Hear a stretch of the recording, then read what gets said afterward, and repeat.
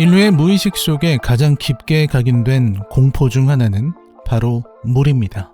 성경 속 노아의 방주에서부터 길가메시 서사시에 이르기까지 문명을 휩쓸고 모든 것을 집어삼키는 대홍수의 이미지는 신의 심판이자 불가항력적인 재난의 상징으로 존재해왔죠. 영화라는 매체는 이 원초적인 공포를 스크린 위로 소환해서 관객에게 안전한 스릴을 제공하는 계약을 맺습니다. 거대한 파도가 마천루를 덮치고 익숙했던 도시가 수족관처럼 변해버린 풍경 속에서 인간이 개미처럼 발버둥치는 모습을 보며 우리는 압도적인 자연의 힘에 경외를 느끼곤 합니다. 동시에 그 속에서 피어나는 끈질긴 생명력의 일종의 카타르시스를 느끼기도 하죠. 이것이 바로 우리가 재난 영화를 보며 맺는 암묵적인 장르적 약속입니다. 비록 이것이 가짜임을 알지만 상영 시간 동안만큼은 스크린 속의 재난이 진짜라고 믿어주는 것. 그리고 그 믿음의 대가로 감독은 우리에게 숨막히는 긴장감과 생존의 드라마를 들려주는 것이죠. 그러나 2025년 말 넷플릭스를 통해 전 세계에 공개된 김병호 감독의 신작 대홍수는 이 신성한 계약을 가장 악질적인 방식으로 위반합니다. 아니, 위반을 넘어서 관객의 믿음을 인질로 삼아 기만적인 실험을 감행했다고 말하는 편이 옳을 것 같네요. 제목부터가 대홍수인 이 영화는 관객을 물속 깊은 곳으로 유인한 뒤 그들의 기대와 시간을 차가운 심해에 수장시켜버립니다. 지금 이 리뷰는 단순히 기대에 미치지 못한 영화에 대한 불평이 아닙니다. 이것은 장르적 쾌감을 미끼로 던져놓고 정작 관객이 낚싯바늘을 무는 순간 너희가 본 것은 가짜라고 조소하는 창작자의 오만에 대한 정당한 항의서입니다. 김병호 감독이 누굽니까? 2013년 데뷔작 더 테러 라이브를 통해 한국 영화계에 신선한 충격을 안겨줬던 인물입니다. 무너져 내리는 마포대교라는 거대한 재난을 라디오 부스라는 좁디 좁은 밀실로 끌고 들어와서 하정우의 표정과 목소리만으로 러닝타임 내내 관객의 숨통을 조였던 그는 명실상부한 밀실 스릴러의 마술사였죠. 제한된 공간과 실시간으로 흘러가는 시간, 그리고 그 안에서 질식할 듯 옥죄어오는 서스펜스를 조율하는 그의 능력은 타의 추종을 불허했습니다. 그런 그가 이번에는 물에 잠긴 아파트를 선택했습니다. 한국 사회에서 아파트가 지닌 욕망과 안식처로서의 상징성을 생각할 때 지구 마지막 날 유일하게 수면 위로 모습을 드러낸 아파트 단지라는 설정은 그 자체로 매혹적입니다. 여기에 마녀와 이태원 클라스를 통해 야수 같은 에너지와 섬세한 감정선을 동시에 증명한 김다미, 그리고 오징어 게임과 수리남으로 글로벌 스타의 반열에 오른 박혜수가 합류했죠. 물이 빠진 뒤 드러난 폐허처럼 대홍수가 남긴 것은 희망의 방주가 아니라 관객과의 불통이 낳은 참담한 잔해뿐입니다. 저는 이제 그 잔해들을 하나하나 들춰보며 이 영화가 왜 실패할 수밖에 없었는지, 그리고 그 실패가 우리에게 시사하는 바가 무엇인지 짚어보고자 합니다. 이제부터는 치명적인 스포일러가 포함되어 있습니다. 감상에 주의하시기 바랍니다. 자, 그럼 도대체 그 깊고 어두운 물 속에서 무슨 일이 벌어졌는지 영화의 내장까지 한번 들여다보도록 하죠. 영화의 전반부는 꽤 그럴싸하게 시작합니다. 대홍수가 덮친 지구, 유일하게 수면 위로 솟아있는 아파트 단지. 그곳에서 연구원 안나는 차오르는 물살을 헤치며 고군분투합니다. 아이를 구해야 한다는 일념 하나로 숨이 턱끝까지 차오르는 수중 액션을 보여주죠. 여기에 구조대원 희조가 등장하면서 긴장감은 배가 됩니다. 이때까지만 해도 우리는 김다미 배우의 그 절박한 표정에 동화되어 제발 살아남으라고 마음속으로 외치게 됩니다. 물이라는 재난이 주는 공포가 진짜라고 믿고 있으니까요. 그런데 영화는 중반부에 들어서면서 우리가 쌓아올린 이 몰입의 탑을 아주 가차 없이 무너뜨립니다. 안나가 죽을 위기에 처할 때마다 상황이 묘하게 반복되기 시작해요. 타임 루프물인가 싶을 때쯤 영화는 충격적이라기보다는 허무한 진실을 고백합니다. 사실 이 모든 재난 상황은 실제가 아니라 인류 생존을 위한 AI인 안나에게 모성애라는 데이터를 학습시키기 위한 가상 시뮬레이션이었다는 것이죠. 네, 맞습니다. 안나는 인간이 아니었습니다. 그녀는 인류가 멸망한 후 방주를 타고 우주로 나갈 신인류를 양육하기 위해 만들어진 AI였습니다. 그리고 그 AI가 완벽한 보호자가 되기 위해 필요한 마지막 퍼즐 조각이 바로 모성애였고, 과학자들은 그 감정을 가르치기 위해 안나를 수만 번, 수억 번 물속에 처박고 아이를 잃게 만드는 고문을 자행하고 있었던 겁니다. 이 설정이 드러나는 순간 영화의 장르는 급격하게 변질됩니다. 처절했던 생존 스릴러는 온데간데 없고 난데없이 AI에게 영혼이 있는가를 묻는 철학 수업이 시작되거든요. 문제는 이 수업의 수준이 너무나도 얕고 게으르다는 데 있습니다. 우선 모성애를 학습시키는 방식에 대해 묻지 않을 수 없어요. 왜 하필 여성 AI를 극한의 고통 속에 몰아넣고 아이를 위해 자기 목숨을 버리는 상황을 무한 반복해야만 모성애가 완성된다고 믿는 걸까요? 이는 숭고한 모성애라는 고전적인 가치를 SF적으로 풀어낸 것이라기보다는 그저 여성 캐릭터를 고통 속에 전시해 감정적 동요를 끌어내려는 아주 낡고 폭력적인 방식처럼 느껴집니다. AI나 엑스마키나가 보여주었던 그 서늘하고도 깊이 있는 고찰은 찾아볼 수 없고 그저 심파를 위한 도구로 AI 설정을 가져다 쓴 것이죠. 결말은 더 가관입니다. 수만 번의 죽음과 실패라는 데이터를 쌓은 끝에 안나는 결국 자신을 희생해 아이를 구하는 선택을 합니다. 그리고 시스템은 비로소 학습 완료를 선언하죠. 안나의 희생으로 완성된 사랑이라는 데이터를 탑재한 신인류가 방주를 타고 우주로 떠나는 것으로 영화는 막을 내립니다. 하지만 여러분, 이 결말에서 어떤 감동을 느끼셨나요? 저는 안나의 희생이 숭고해 보이기보다는 그저 잘 짜인 프로그램 코드가 마침내 엔터키를 눌러 작동한 것처럼 건조하게 느껴졌습니다. 왜냐고요? 영화 스스로가 줄기차게 이건 시뮬레이션이야, 가짜야 라고 외쳐왔으니까요. 우리가 목격한 것은 한 존재의 숭고한 결단이 아니라 개발자가 원하는 결과값이 나올 때까지 돌리고 또 돌린 가혹한 실험 결과 보고서에 불과했기 때문입니다. 결국 대홍수는 재난 영화의 스펙타클을 보여주고는 싶었으나 그 리얼리티를 끝까지 감당할 자신은 없었고 SF적인 질문을 던지고는 싶었으나 깊이 있는 철학을 담아낼 그릇은 되지 못했던 겁니다. 그래서 선택한 것이 시뮬레이션이라는 만능 치트키였겠죠. 하지만 그 치트키를 쓰는 순간 관객이 영화에 바쳤던 시간과 감정 또한 가짜가 되어버렸다는 사실을 감독은 간과한 듯합니다. 재난으로 시작해서 설익은 철학 수업으로 끝나는 이 불친절한 여정.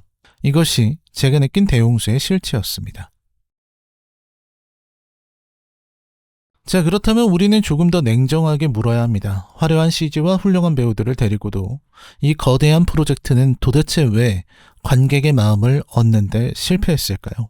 저는 그 실패의 원인을 크게 세 가지, 장르적 기만, 게으른 주제의식, 그리고 캐릭터의 도구화로 정리하고 싶습니다. 첫째, 이 영화는 스스로 긴장감을 거세해버린 장르적 사기극입니다. 앞서 말씀드렸듯 재난 영화를 지탱하는 기둥은 이것이 현실이라는 믿음입니다.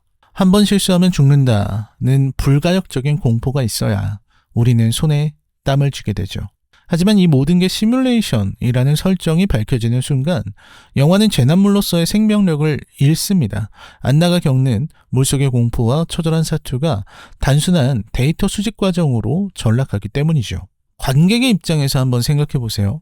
우리는 안나와 함께 물을 먹고 숨을 참으면서 그녀의 생존을 응원하는 동참자가 되고 싶었습니다. 하지만 영화는 우리를 강제로 안전하고 차가운 실험실 의자에 앉혀두고는 모니터 속 실험쥐를 바라보는 관찰자가 되라고 강요합니다. 저건 어차피 가짜니까 너무 마음 쓰지 마세요.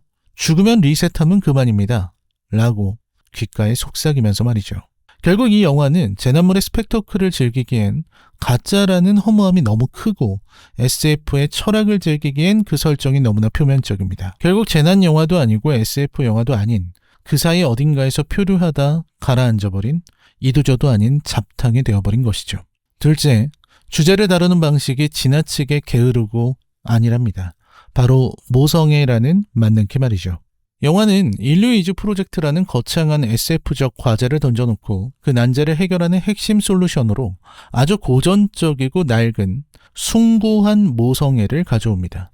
물론 모성애는 위대한 가치입니다. 하지만 대홍수가 이를 다루는 방식에는 깊은 고찰이 결여되어 있습니다. 무엇보다 저는 이 학습 방식의 폭력성에 대해서 지적하고 싶습니다.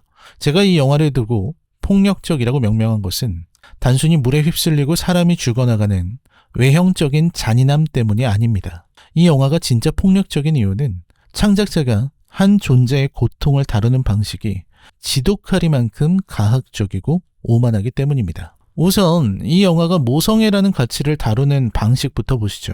인류의 생존을 책임질 AI에게 인간성을 부여하기 위해 제작진이 선택한 방법은 무엇입니까?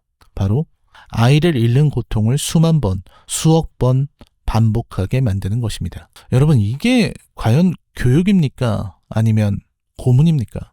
모성애라는 숭고한 감정을 단지 극한의 위기 상황에서 발생하는 희생 알고리즘 정도로 치부해버린 것부터가 이 영화의 천박한 인식을 드러냅니다. 여성 캐릭터를 물속에 가두고 자식이 죽어가는 것을 반복해서 보여주며 그 결과값이 희생으로 도출될 때까지 리셋 버튼을 누르는 행위.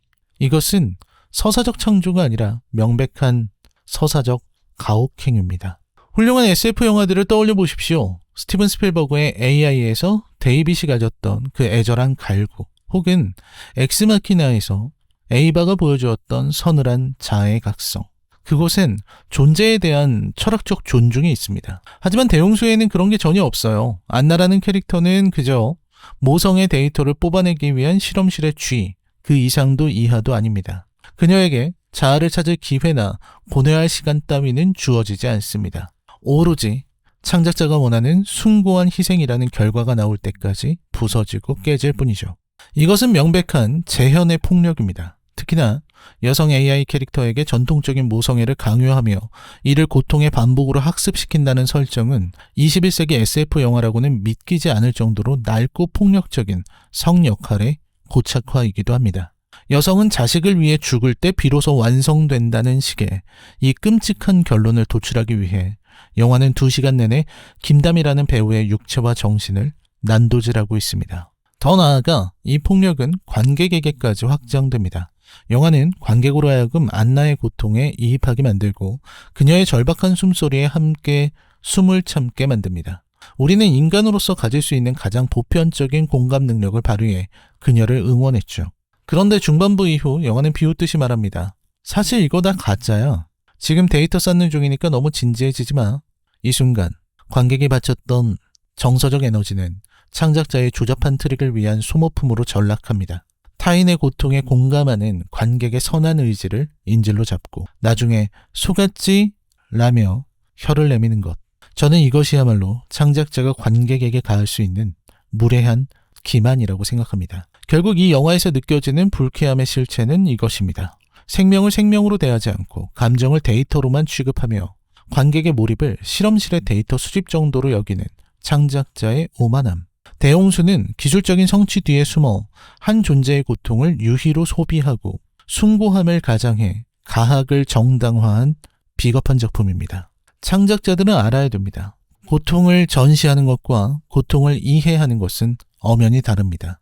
대홍수는 그 선을 아주 잔인하게 넘어버렸습니다. 셋째, 캐릭터를 생명이 아닌 도구로만 취급하는 태도입니다. 이 영화에 등장하는 아이 캐릭터를 보며 답답함을 느끼신 분들이 많을 겁니다. 보통 재난 영화에서 아이는 관객의 보호 본능을 자극하는 존재여야 하는데 이 영화 속 아이는 위기를 억지로 조장하기 위해 떼를 쓰고 소리를 지르는 기능적인 방해물로만 활용됩니다. 오로지 주인공 안나를 공경에 빠뜨리기 위해 존재하는 어떤 자기적인 장치처럼 느껴지는 것이죠. 타임루프 설정 또한 마찬가지입니다. 훌륭한 타임루프물, 예컨대 엣지 오브 투모로우 같은 영화를 보면 반복이 될수록 주인공이 성장하고 상황을 타개해 나가는 쾌감이 있습니다.